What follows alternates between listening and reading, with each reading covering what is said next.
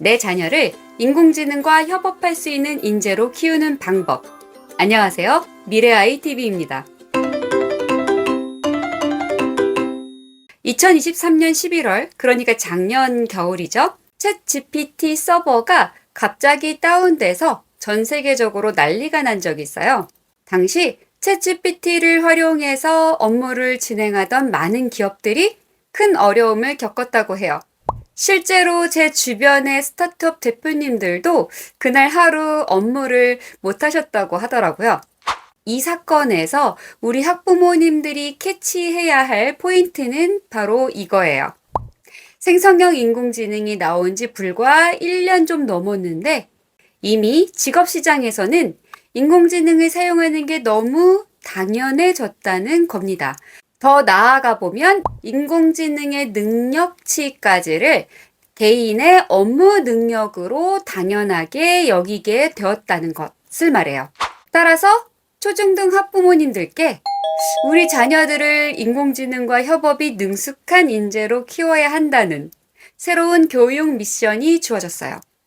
지난 영상에서 저는 우리 자녀들에게 인공지능 문해력을 반드시 길러줘야 한다고 말씀드리면서 큰 방향은 제시해드렸어요. 그래서 오늘은 더 구체적으로 의사결정이라는 키워드를 가지고 이 문제에 접근해 볼게요. 먼저 질문입니다. 협업이란 뭘까요? 협업이란 단순히 함께 일하는 것이 아니라 각자의 장점을 최대한 활용해서 공동의 목표를 달성하는 과정이라고 말씀드릴 수 있겠네요. 사실 협업은 요즘 공교육 트렌드에서도 매우 중요하게 다뤄지고 있습니다. 문제 기반의 학습, 프로젝트 중심의 학습으로 나아갈 거기 때문이에요. 선생님이 앞에서 강의하고 아이들이 얌전히 들은 다음에 잘 배웠는지 아닌지 시험 봐서 점수 매기는 전통적인 수업 방식은 점차 줄어들고요. 대신 프로젝트 중심, 문제 기반의 수업 방식이 대세가 될 거예요. 이런 교육 환경에서는 당연히 협업 능력이 더욱더 필요하게 될 겁니다. 리더이든 팀원이든지 간에요. 인간과 인공지능이 협업할 때도 마찬가지예요. 인간이 뭘 잘하고 인공지능은 뭘 잘하느냐, 이것을 잘 알아채서 각자가 잘하는 것에 집중하는 것, 그래서 시너지를 내는 것, 그것이 중요해지게 되었습니다. 두 번째 질문 드려볼게요. 인간이 잘하는 것은 뭐고 인공지능이 잘하는 건 뭘까요? 기업에서는 실제로 인공지능을 사용해 보면서 그리고 학계에서는 인간의 뇌구조나 다중지능 이론과 접목해 보면서 인간이나 인공지능이 서로 간에 잘하는 것을 구분하고 정의 내리고 있어요. 명확하게 구분되는 지점은 있습니다. 대량의 데이터를 찾아내서 분석하고 패턴을 찾아내고 요약하고 정리해주는 것, 즉 정보 처리 업무는 인공지능이 인간보다 월등히 잘해요. 반면에 인간에게는 보이지 않는 연결고리나 숨겨진 가능성을 탐지하는 능력, 즉 직관이라는 게 있는데 이건 인간만 잘해요. 인공지능이 절대 흉내낼 수 없죠. MBTI에서 말하는 그 직관, 네, 그 뜻 맞아요. 영감이 떠오른다거나 아니면 왠지 이 방향이 맞는 것 같아 라고 근거 없는 확신이 드는 그런 경험들, 바로 직관이 작용하는 순간이에요.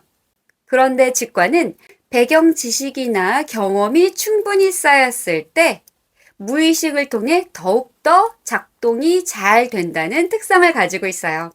그렇기 때문에 직관은 의사결정 과정에서 매우 중요하게 다뤄지고 있습니다. 예를 들어서 시장 조사를 하고 있는데 두 가지 마케팅 전략 사이에서 명확한 우위가 보이지 않을 때 직관을 사용해서 어떤 전략이 더 적합할 것인지를 결정할 수 있어요.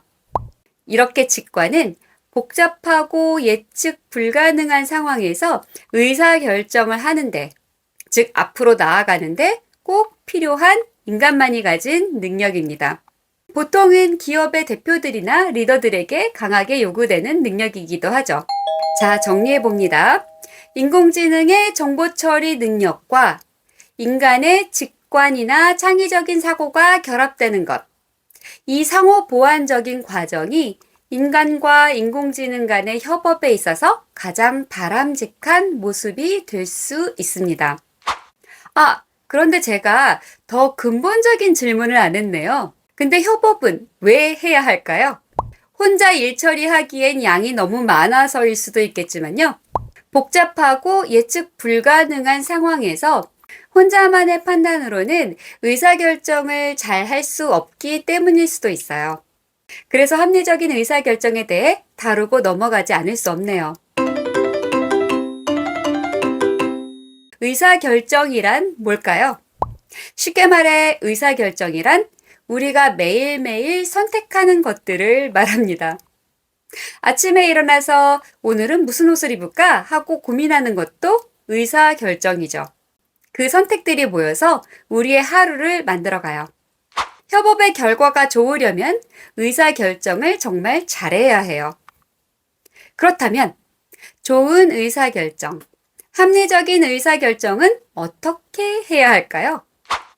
다양한 이론들이 있지만 대부분 다음의 7단계 프로세스에서 크게 벗어나지 않습니다. 1단계, 문제를 잘 이해하기. 의사결정을 잘하기 위해서는 제일 먼저 문제가 무엇인지 잘 알아야 돼요. 예를 들자면 숙제를 할 때 무엇을 해야 하는지 정확히 알아야지 숙제를 잘할 수 있는 것처럼 말이죠. 2단계, 정확한 정보를 모으기. 좋은 결정을 하려면 신뢰성 있고 또 편향되지 않은 다양한 정보들을 죄다 모으는 게 좋겠죠. 3단계, 경우의 수를 생각하기. 하나보다는 여러 가지 선택지를 생각해 보는 거예요. 대안들을 최대한 많이 뽑아내는 겁니다. 4단계, 중요한 것들을 고르기. 최대한 뽑아낸 대안들, 선택지들 가운데에서 가장 중요하다고 생각하는 것을 고르는 거예요. 바로 이 네 번째 단계에서 일단은 선택하거나 결정하는 것 자체는 끝나는 거죠. 5단계, 생각을 잘 정리하기.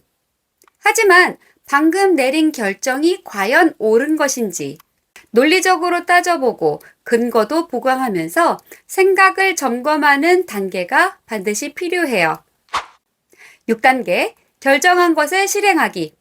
결정한 생각을 점검까지 마쳤으니 과감하게 실천하는 게 그 다음 단계겠죠. 말뿐만이 아니라 정말로 실천을 해야 원하는 결과를 얻을 수 있는 것처럼 말이죠. 마지막 7단계, 실행 결과를 되돌아보기. 비단 기업뿐만이 아니라 자기주도 학습의 관점에서 봐도 실행한 결과를 회고하는 것은 매우 중요합니다. 어떤 부분을 잘했고 어떤 부분을 개선해야 하는지를 되돌아보는 것까지를 의사결정 프로세스에 포함해야 합니다.